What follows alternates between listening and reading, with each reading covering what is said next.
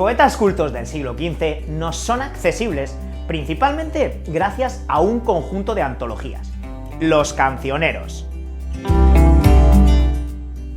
Estos son colecciones de poesía recopiladas bajo la protección de nobles y cumplen la función social y humanística de propagar la cultura.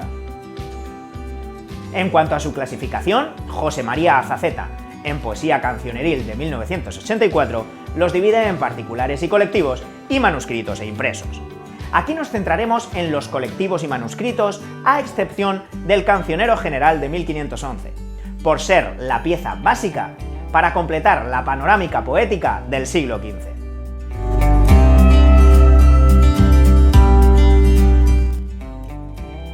El Cancionero de Baena, de 1445, se llama así por haber sido Juan Alfonso de Baena su recopilador.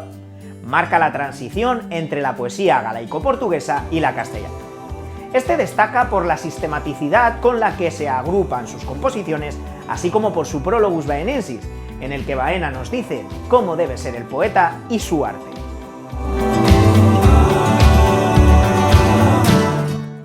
El Cancionero de Estúñiga, por su parte, debe su nombre al primer poeta de la colección y fue recopilado en Nápoles, en la corte de Alfonso V. Aquí destacan autores como Juan de Villalpando, Carvajal, Juan de Tapia, Juan de Dueñas, y su temática es principalmente amorosa. Incluye fórmulas populares, sobre todo romances. El Cancionero de Palacio recopila fundamentalmente poesía erótica de la corte castellana de Juan II y aragonesa de Alfonso V.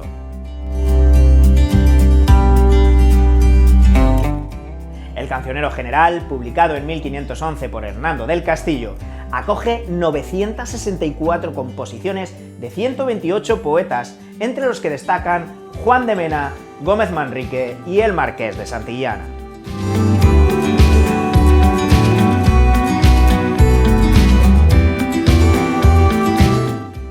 Por lo que respecta a la temática de la poesía cancioneril, destaca sobre todo el tema amoroso, inspirado en la ideología del amor cortés. El trovador no insiste ya en sus cualidades militares, sino que se jacta de su sumisión y fidelidad a la dama, de sus dotes literarias y de su ingenio.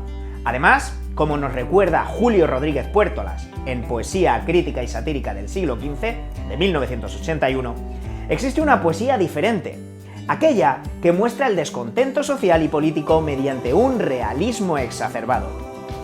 Es la poesía satírica, cuyos ejemplos más relevantes son las coplas de Ay Panadera, las coplas del Provincial y las coplas de Mingo Revulgo. Encontramos también poesía religiosa, cuya figura principal es ahora Cristo y su pasión, como en las coplas de Vita Christi de Fray Íñigo de Mendoza. Y por último, poesía moral, donde aparecerá la muerte ajusticiadora, respuesta de la inestabilidad política y social, como en la defunción de don Enrique de Villena del Marqués de Santillana.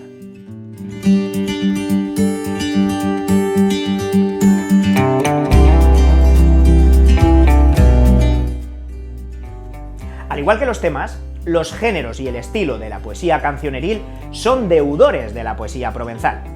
Si bien han de verse como una conciliación con las formas preexistentes en la península. Los principales géneros utilizados serán la canción, sin rigor formal y de tema amoroso, el decir, de tema doctrinal y político, el serventesio, poema satírico, el planto, panegírico fúnebre, la serranilla, la recuesta, etc. Por lo que respecta al estilo, responde a las coordenadas socioculturales en las que se compone y al modo de transmisión.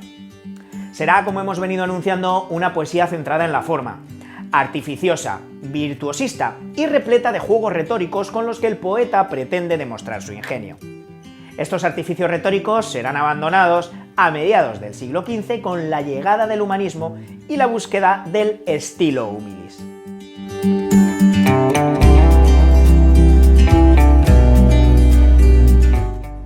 En cuanto a los poetas cancioneriles, tenemos una ingente nómina. Si bien hablaremos aquí brevemente del Marqués de Santillana y Juan de Mena, para pasar, respondiendo al título del vídeo, a estudiar a Jorge Manrique en un apartado propio. Íñigo López de Mendoza, el Marqués de Santillana, fue un noble muy poderoso durante el reinado de Juan II, hombre de armas y letras que anticipa el caballero humanista del Renacimiento. Reunió una nutrida biblioteca donde se empieza a notar su gusto por los autores italianos. De hecho, tenemos sus 42 sonetos fechos al itálico modo. Juan de Mena, por su parte, encarnó al prototipo del puro hombre de letras. Fue secretario de cartas latinas del rey Juan II y sus obras más conocidas son las siguientes: La Coronación, extenso poema que celebra la victoria del Marqués de Santillana en la toma de Huelva, y Laberinto de Fortuna, otro extensísimo poema en el que se ensalza la figura de Juan II. En Mena destaca la artificiosidad y el alejamiento de la norma idiomática.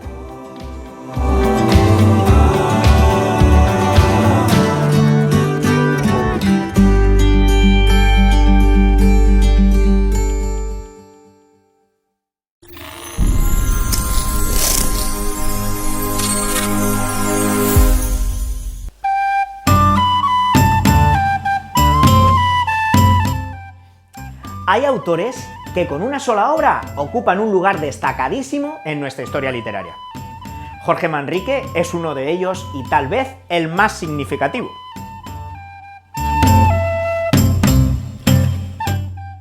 Escribió sus obras en los momentos en los que su ajetreada vida le dejaba libres. Recordemos que se trata de un soldado que murió en campaña. Y sus poemas, de los que se conservan alrededor de 50, versan en su mayoría de temas amorosos.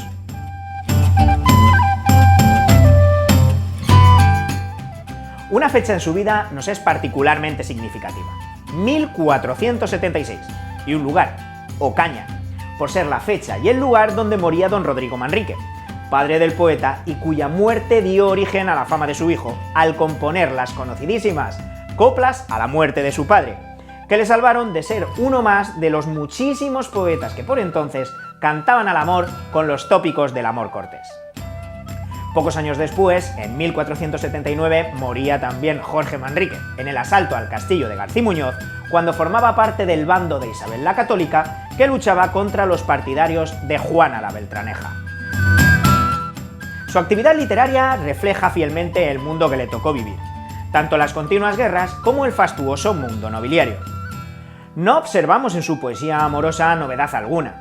Conserva el gusto por el amor trovadoresco y cortesano de su época, basado en el servicio a la dama. Utiliza, eso sí, símiles que entroncan con su experiencia militar. El enamoramiento se describe como el asalto a una fortaleza.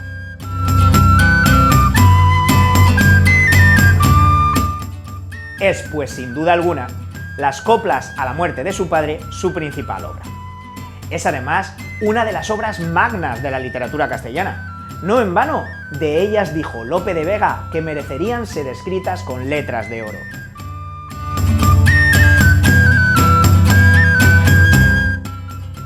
Se trata de una elegía en la que el poeta se lamenta serenamente de la inestabilidad de la fortuna, la fugacidad de los bienes terrenales y el poder igualatorio de la muerte, mientras elogia las virtudes de su padre y afronta el destino de todos los hombres con una mezcla de resignación y esperanza.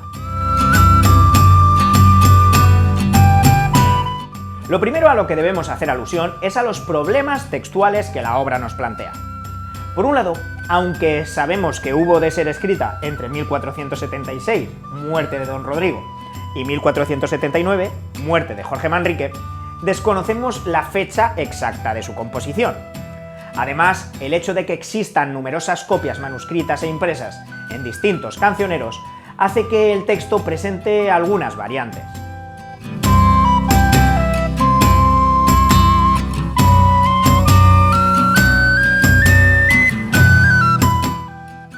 Por lo que respecta a la métrica, el poema consta de 40 coplas de pie quebrado. Parejas de sextillas, cuyos versos tercero y sexto están formados por 4 o 5 sílabas, constituyendo el pie quebrado. A pesar de que fue una estrofa muy utilizada por varios poetas cancioneriles, Manrique tiene el honor de haberla difundido con un sello propio, por lo que es conocida como copla manriqueña.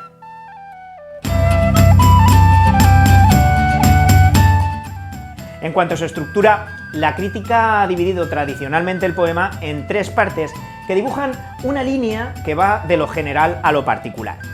Asimismo, la ha puesto en relación con la teoría de las tres vidas: la de este mundo, la del más allá y la de la fama.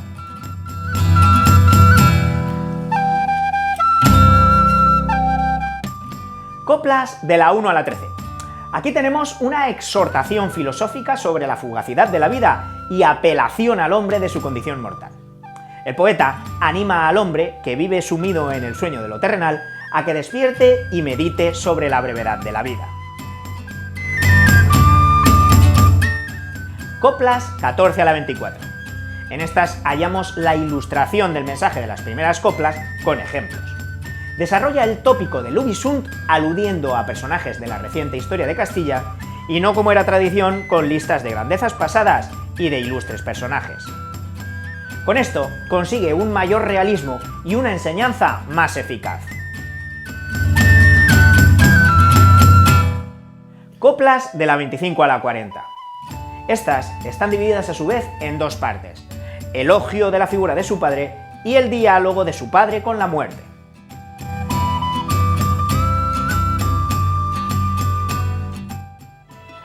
Recuerde el alma dormida, avive el seso y despierte, contemplando cómo se pasa la vida, cómo se viene la muerte tan callando. Cuán presto se va el placer, cómo después de acordado da dolor. Cómo a nuestro parecer cualquiera tiempo pasado fue mejor. Pues si vemos lo presente como en un punto se es ido y acabado, si juzgamos sabiamente daremos lo no venido por pasado. No se engañe nadie, no, pensando que ha de durar lo que espera, más que duró lo que vio, pues que todo ha de pasar por tal manera.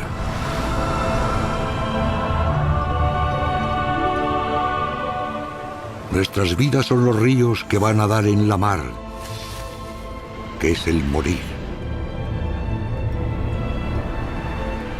Allí van los señoríos, derechos a se acabar y consumir.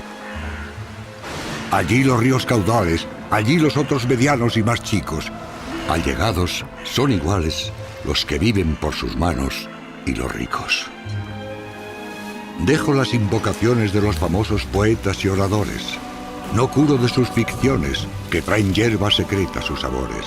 A aquel solo me encomiendo, a aquel solo invoco yo de verdad, que en este mundo viviendo, el mundo no conoció su deidad. Este mundo es el camino para el otro, que es morada sin pesar, mas cumple tener buen tino para andar esta jornada sin errar. Partimos cuando nacemos, andamos mientras vivimos, y llegamos a tiempo que ferecemos. Así que cuando morimos, descansamos.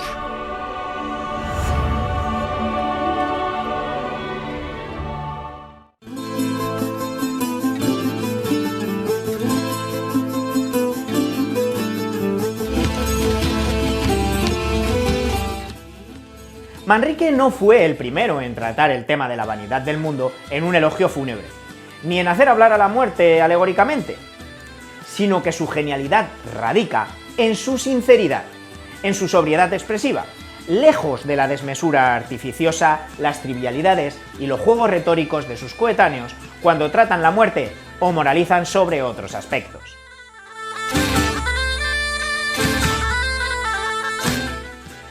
La muerte de su padre se convierte así en paradigma del ars moriendi. Se trata, de hecho, de una de las obras más influyentes en la literatura posterior, admiradas por sus coetáneos, como Juan de Valdés, elevadas al altar por Machado, han revivido en los últimos tiempos en recreaciones paródicas como las coplas a la muerte de mi tía Daniela, de Vázquez Montalbán, o las coplas a la muerte de su colega, de García Montero.